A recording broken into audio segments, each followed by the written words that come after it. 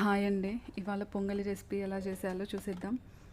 పొంగలి దీని combination మినపవడలు, sambar super అంటే సూపర్ ఉండిద్ది. ఇప్పుడు ఓన్లీ మీకు పొంగలి రెసిపీ చూపిస్తున్నాను. మినపవడ రెసిపీ కావాలంటే కామెంట్ చేయండి. అండ్ మీకు ఈ వీడియో నచ్చితే ఒక లైక్ అండ్ సబ్స్క్రైబ్ చేయండి. ఇప్పుడు రెసిపీలోకి వచ్చేసేద్దాం.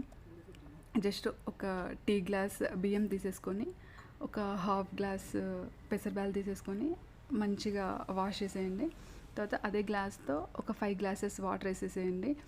తర్వాత కొంచెం మిరియాలు, మీ ఇష్టం, మిరియాలు అయితే మ్యాండేటరీ కానీ మీ ఇష్టం.